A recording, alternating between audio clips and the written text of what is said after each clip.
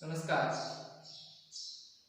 DMA समूह के online शिक्षण कार्यक्रम में आपका स्वागत है। आइए पढ़ते हैं मौर्य वंश।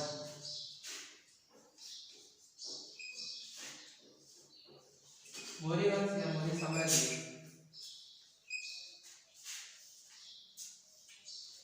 मौर्य साम्राज्य का सबसे पहले लेते हैं कालक्रम क्या है, यानी समय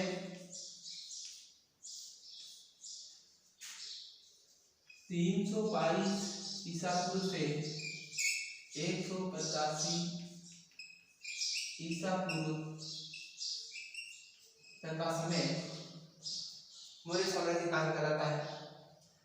मौर्य साम्राज्य काल में प्रमुख शासक कौन कौन से थे, अपने को याद रखना। सबसे पहले चंद्रगुप्त मौर्य,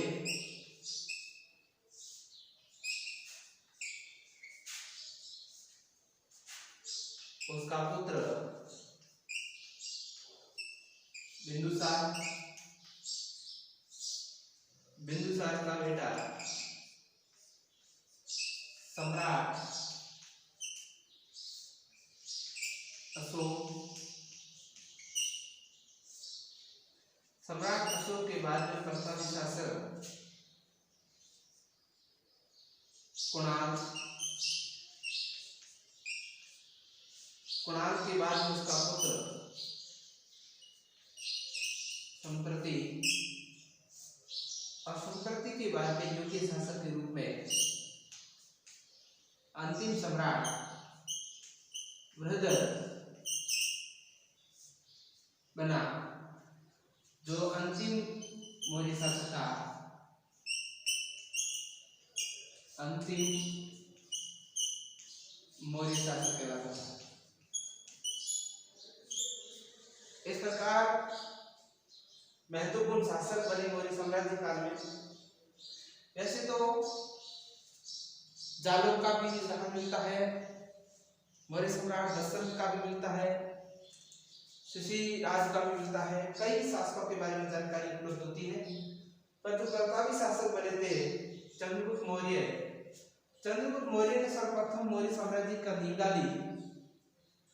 नंद वंश का नाश करके वह 322 ईसा पूर्व से 298 ईसा पूर्व तक अपना साम्राज्य स्थापित किया। उसके बाद में 298 में बिंदुसार शासक बनता है और 272 ईसा पूर्व तक मगध का शासक बनता है। उसके बाद में 272 ईसा पूर्व से 232 ईसा पूर्व तक सम्राट अशोक मौर्य साम्राज्य का महत्वपूर्ण शासक बनता है। तो मौर्य साम्राज्य की नींव किस प्रकार डाली गई? एक पूरी भारत में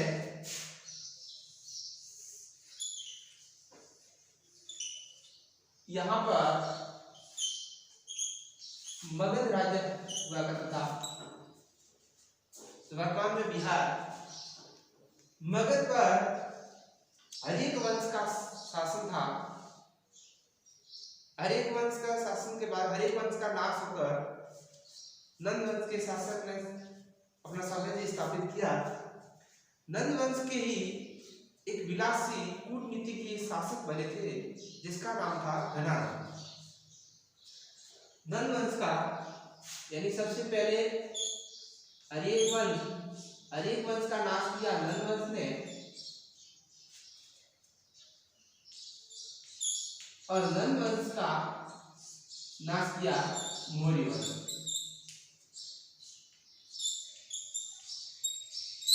और मौर्य वंश को समाप्त करने वाला पुष्य वंश आता है।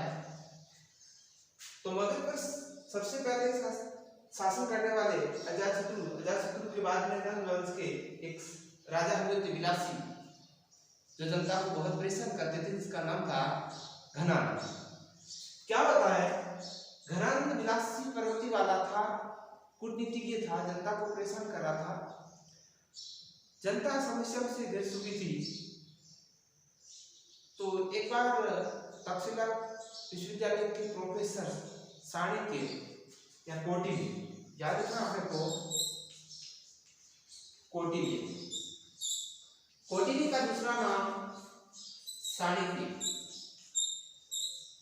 चाणक्य को भी विष्णुगुप्त के नाम से जाना जाता है। विष्णुगुप्त का एक बार अपमान कर दिया था। तो विष्णुगुप्त ने सोचा कि अपने भारत के अंदर एक अच्छे शासक की जरूरत है, इस प्रकार की कूटनीति की और विलासी राजा की कोई जरूरत नहीं। तो उसी समय 322 ईसा पूर्व के समय एक चंद्र नाम का बालक मिला, जिसका नाम चंद्रगुप्त। चंद्रगुप्त का जो होता है, चंद्रगुप्त के चाणक्य गुरु बन जाते हैं।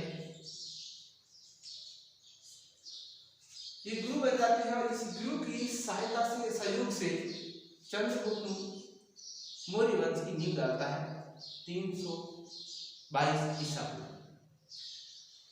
गणाधर को प्राप्त कर लेता है, नंद वंश का नाश हो जाता है और मौर्य वंश की स्थापना हो जाती है। परीक्षा सवाल है कि मौर्य वंश की स्थापना कब हुई? यहाँ मौर्य साम्राज्य की स्थापना कब हुई? तो 322 ईसा पूर्व। फिर कौटिल्य के बाद में, कौटिल्य इस प्रकार सहयोग से जब मगध साम्राज्य की स्थापना होती है, तो मौर्य वंश की कहानी के रूप में सर्वप्रथम हम लेते हैं चंद्रगुप्त मौर्य। चंद्रगुप्त मौर्य के बारे में, चंद्रगुप्त मौर्य ने जब शासन प्रारंभ किया तो चंद्रगुप्त मौर्य से जो मुकाबला हुआ था, बात 305 ईसा पूर्व की है। 305 ईसा पूर्व यूनानी एक शासक था, यूनानी शासक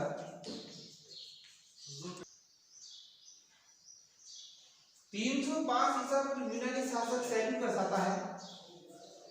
सेल्यूकस जो 322 ईसा पूर्व में सिकंदर का ही सेनापति था, भारत पर आक्रमण करने के लिए आता है और भारत में उस समय प्रतापी शासक के रूप में चंद्रगुप्त मौर्य था। चंद्रगुप्त मौर्य और सेल्यूकस के मध्य युद्ध होता है और युद्ध में सेल्यूकस की हार होता है।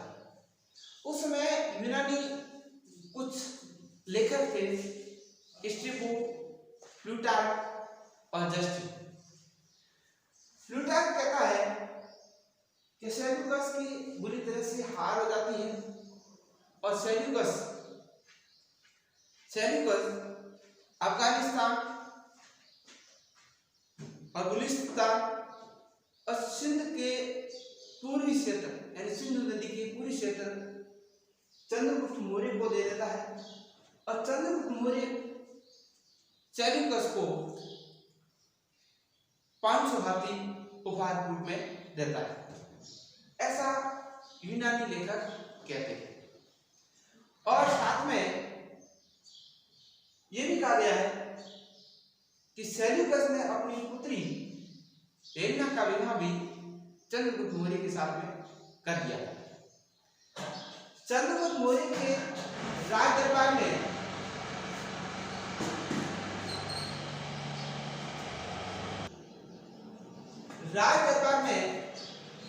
एक यूनानी शासक के द्वारा राजदूत भेजा जाता है और राज दरबार के अंदर राजदूत का नाम है मेगस्थनीस।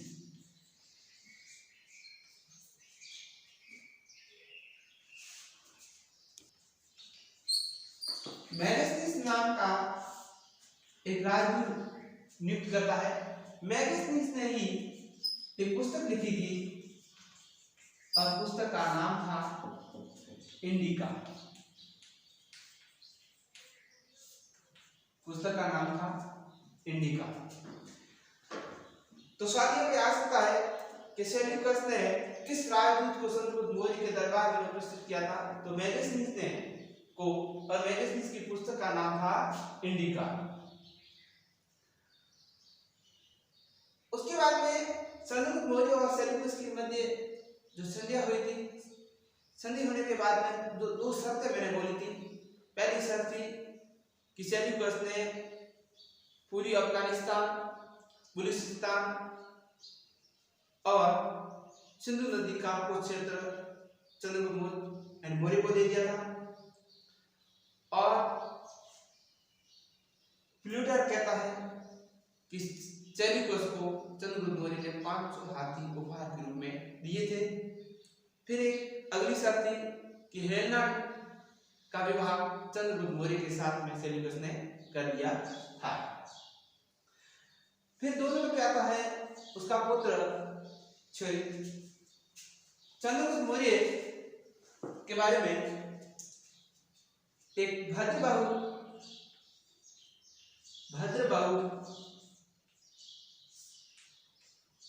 के अनुसार, भद्रबाहु नाम का एक जैन मुनि था। तो जैन मुनि से दीक्षा प्राप्त करके चंद्रगुप्त मौर्य ने जैन धर्म अपनाया और अपना अंतिम समय चंद्रगिरी नामक कर्नाटक के अंदर पहाड़ी है, वहां पर एक स्वर्णबेलगोला नामक स्थान है, जहां पर 298 ईसा पूर्व उपवास रखकर अपना शरीर त्याग दिया था। तो याद रखना हमको भद्रबाहु, और स्थान का नाम याद रखना स्वर्णबेलगोला। और स्वर्णबेलगोला नामक स्थान कहां पर है? मैसूर में है, और मैसूर कहां पर है? कर्नाटक राज्य में। और यदि आपको पहाड़ी के बारे में पूछे तो पहाड़ी कौन सी है? तो पहाड़ी आसानी से याद रखनी है, चंद्रगुप्त था जो चंद्रगिरी, पहाड़ी का नाम क्या है? चंद्रगिरी था। किस प्रकार से अपना अंतिम जीवन व्यतीत किया? एक इंपॉर्टेंट सवाल यहाँ पर ये बनता है कि चंद्रगुप्त मौर्य ने अपने अंतिम जीवन में किस धर्म को अपनाया था? तो जैन धर्म को अपनाया। ऐसा भी सवाल पूछा जा सकता है, किस धर्म को अपनाया था? जैन धर्म। फिर आता है इनके बाद में दूसरा शासक बनता है, राजनीतिक होता है, यानी बिंदुसार का। बिंदुसार इतना चंद्रगुप्त मौर्य जैसा तो नहीं था, पर चंद्रगुप्त मौर्य के द्वारा जो साम्राज्य स्थापित किया गया था उसे अक्षुण्ण बनाए रखा, यानी उनको सिकुड़ने नहीं दिया, कम होने नहीं दिया। जितना साम्राज्य था, जितनी सीमा चंद्रगुप्त मौर्य ने बनाई थी उतनी बना के रखी थी। दोनों में क्या आता है? बिंदुसार। बिंदुसार के बारे में कहा गया है, इसे अमित्र सेटस बोला जाता है। अमित्र सेटस, पुराणों में इसे भद्रसार भी कहा गया है, यूनानी लेखक इसे अमित्र सेटस कहते हैं, और जैन ग्रंथों में सिंहसेन भी कहा गया है। बिंदुसार के समय यूनानी शासक था जिसका नाम था एंटियोकस प्रथम। एंटियोकस प्रथम ने बिंदुसार के दरबार में अपना राजदूत भेजा था जिसका नाम था डायोमेकस। याद रखना, ऐसा भी प्रश्न पूछा जा सकता है। मौर्य सम्राट बिंदुसार के समय किस यूनानी राजदूत को भेजा गया था? तो डायोमेकस नाम के, और भेजने वाला कौन था? एंटियोकस प्रथम। बिंदुसार को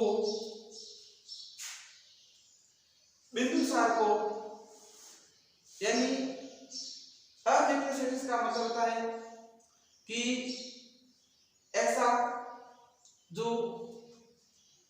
शत्रुओं का विनाश करने वाला, जो यानी दुश्मनों का विनाश करने वाला। बिंदुसार ने ही एंटियोकस प्रथम से कुछ मांग की थी, मांग के रूप में यानी मदिरा, सूखे अंधी और दार्शनिक के रूप में। इस प्रकार मौर्य साम्राज्य के 2 शासकों के बारे में हमने जानकारी दी। आगे की कल फिर मिलेंगे। नमस्कार।